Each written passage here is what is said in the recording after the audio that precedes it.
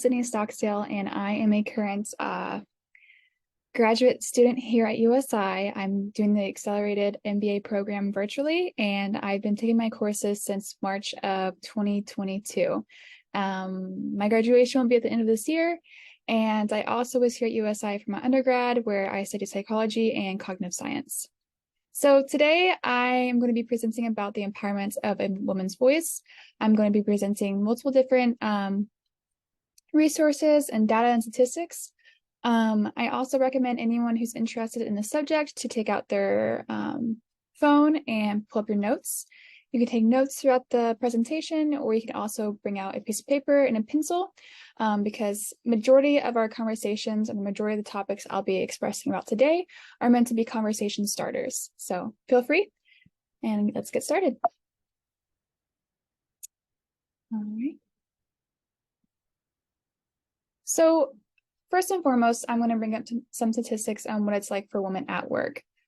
So globally speaking, there's over 2.7 billion women who are legally restricted from having the same choice of jobs as men. Of 189 economies have been assessed in 2018, 104 economies still have laws preventing women from working in specific jobs. So for example, in Argentina, women are not allowed to polish glass. 59 economies have laws on sexual harassment in the workplace, and 18 economies, husbands can legally prevent their wives from working. And not only prevent their wives from working, but there's actually up to 37 countries that do not allow women to obtain or renew a passport the same way as men. For example, the Iranian soccer player, Nilofa Ardilan, was unable to compete in the 2015 AFC Championship due to her husband not signing the passport papers. And this is just like a side note that when more women work, the economies grow. Women's empowerment and boosts productivity, increases economic diversification. Something happened here. Okay, we're back. Sorry about that. Let me go back here. Okay. But back when discussing that whenever more women work, economies do grow. It looks like my screen stopped sharing, so let me come back here. Okay, we're back. Okay,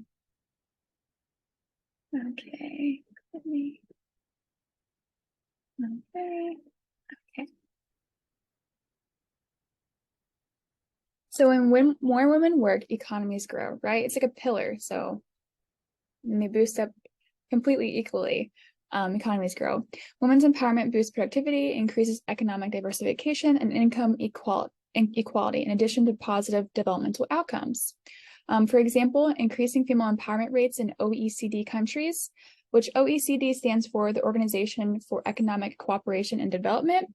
And fun fact, actually the OECD,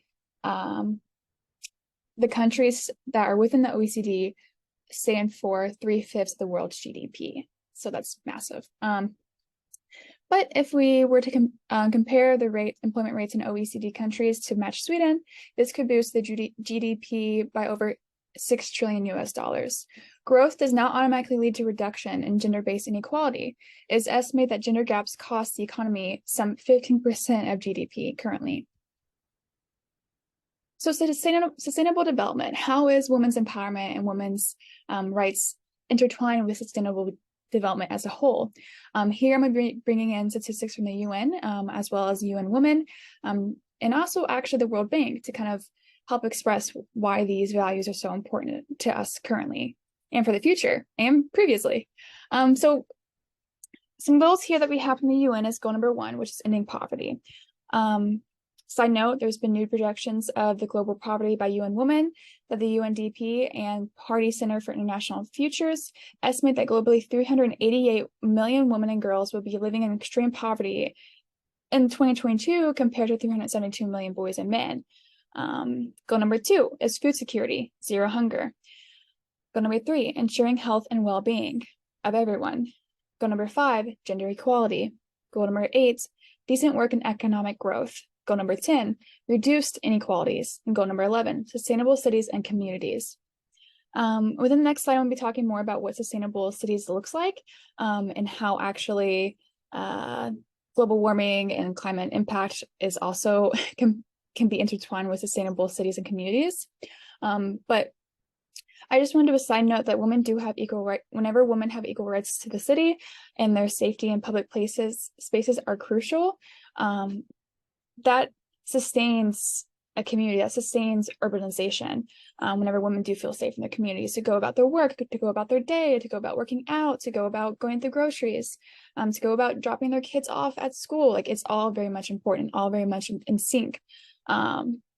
So unsustainable production and consumption patterns are gendered, with women suffering disproportionately from resource scarcity and natural disasters resulting from climate change. So here we're going on to climate change.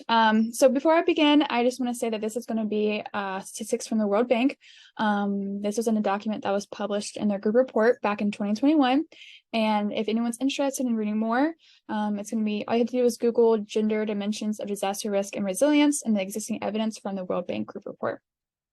So there are natural hazards that affect everyone differently, especially gender. So I just wanted to break in what these different natural disasters look like. So here you can see right here, just the different ones we have. So, droughts are different than epidemics versus storms versus landslides versus earthquakes. These are all different, and tsunamis. And I'm going to be discussing a example from a geophysical natural disaster that happened out in Asia. So I may be bringing that in to play here soon, but as mentioned, natural disasters do not affect people equally. In fact, a vulnerability approach to disasters will suggest that inequalities in exposure and sensitivity to risk, as well as inequalities in access to resources, capabilities, and opportunities systematically disadvantage certain groups of people, rendering them more valuable to the impact of natural disasters. And I do want to say that rendering the more vulnerable, education has a big factor in this. Because whenever you're educated about your land, or you're educated about the land that you'll be living on, you have better ways to understand what hazards could come your way and better prepare. So what exactly does this mean? So here is going to be some statistics I bring in play. So in the sample that was done with up to 141 countries over the period of 1981 to 2002, they have analyzed the effect of disaster strength and its interaction with the socioeconomic status of women on the change in the gender gap and in life expectancy to be completely different, completely off-centered. So we find that first, the natural disasters lower the life expectancy of women more than it does to men. And for an example of this, I'm going to be talking about the geophysical hazard or geophysical natural disaster that happened in the South and Southeast Asia back in 2004 when a tsunami hit. So in the study, it was also presented that self-rescue skills could be a factor in why maybe more women are susceptible to death compared to men whenever something as horrific as a tsunami hits. Because on self-rescue skills, whenever you have a girl or a boy, it's more susceptible to teach a boy how to climb a tree. It's more susceptible to teach boys how to swim. Versus it's kind of like taboo to teach a woman those skills at a young age.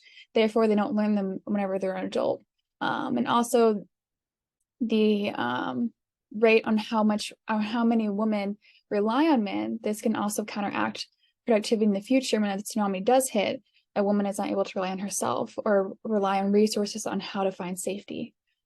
So also this brings into play the education and the right to purchasing land.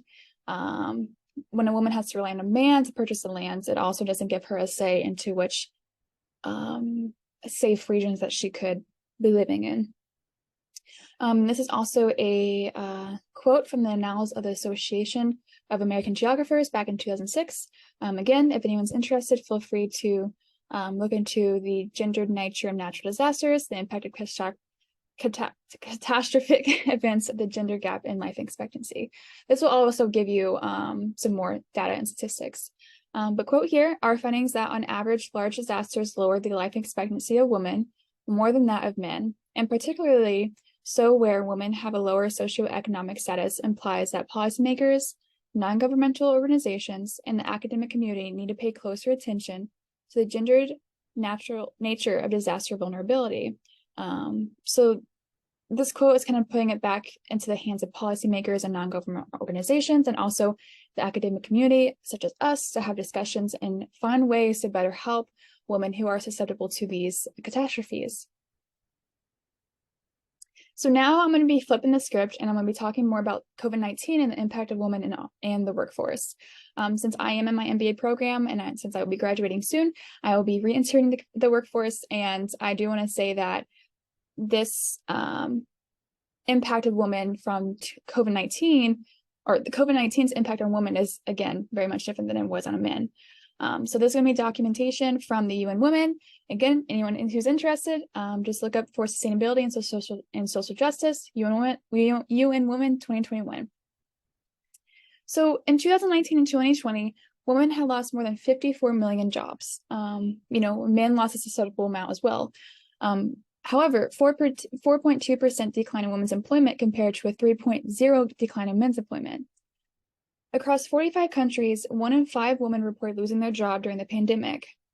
Informal workers experienced a sharp drop in earning, with women losing a greater share of their pre-pandemic earnings and recovering them more slowly than men. So we have statistics here: informal worker earnings as percentage of pre-COVID earnings. So in April 2020, there was 19% among women and 25% among men, versus in June 2020, there was 50% among women and 65% of men. So this is basically just implying that for men versus women getting back into the workforce, it was much more decline for women to get back into the workforce and make the same amount of money that she would be making pre-COVID, versus men. It was much more easier for them to get back into the workforce and get back into making the same amount annually that they did previously before COVID. So in 2021, globally, men's employment will recover to 2019 levels, but there will still be 13 million fewer women in employment.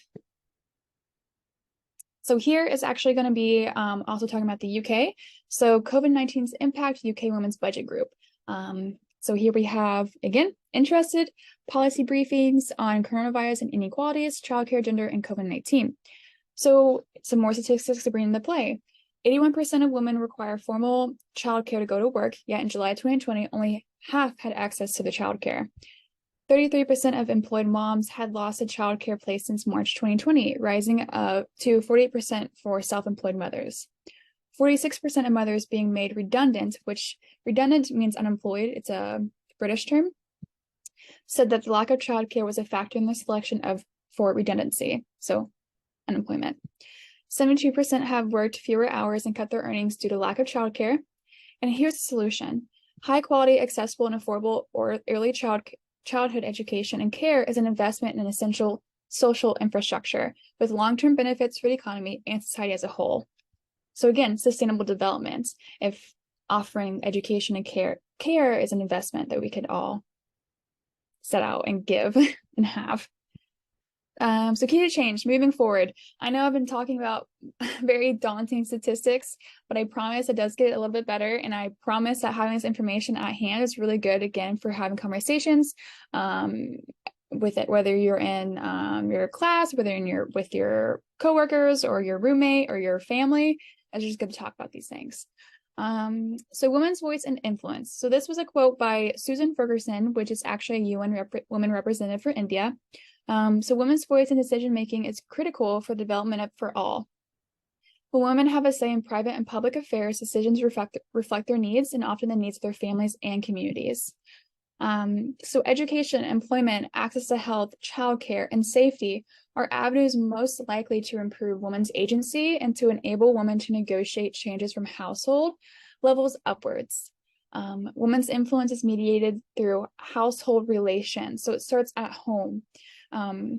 Household relations can be influenced by changes in legislation, for instance, domestic violence legislation, changes in policy and services, for instance, provision of early childhood services, freeing women's time for other productive activities, and provision of basic services. More educated men and women will be more likely to bend gender norms to enable women to work. Women's decision-making in household governments is a critical factor of women's empowerment as well. These are all coexisting. And here we have the Golden Gate Bridge, because I think that having a woman how I see it is having a woman being able to have a say in the household and how it can lead to legislation is all but a bridge. So what's up with all these statistics? Why are we talking about so many data, so much statistics, and we're talking about multiple different facets when it comes to women's empowerment and why it's important? Well, because I think that conversations and data can help us bring awareness. Having awareness at hand can lead to conversation, and the conversations that we have today can lead to change and action in the future. So I do want to mention that here in the US, we actually published our first interagency strategy for advancing women's economic security. This was published in January 2023. If anyone's interested, I recommend this highly to go look into this because this is actually like big history news because it's the first published that we've ever had with something like this when it comes to the economic security of women globally. Also, I do want to mention that if anyone's interested in giving back to the community or interested in giving back to women's rights or women's empowerment, all you have to do is go to Google and type in volunteer women's rights. In Indiana specifically, here is a website I provided, which gives you just, I would say, like kind of like news and updates about different organizations and different ways to give back into the community. So it's very helpful, whether it's learning like I know like protection skills or literacy or just like relationship skills. These are all very much important when it comes to women's rights.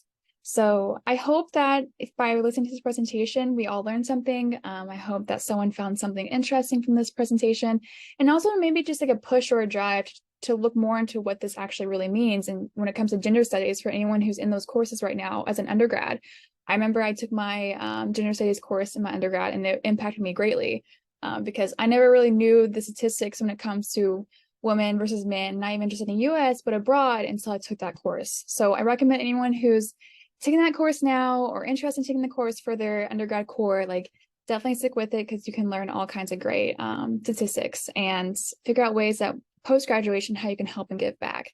So yeah, thank you so much for attending my presentation. Also, here is my email. If anyone has any questions, please feel free to reach out. Just Sydney Stocksdale, so sstocksdale@eagles.usi.edu. Also, I'm on LinkedIn, so feel free to connect there as well. And here are my resources. And yeah, so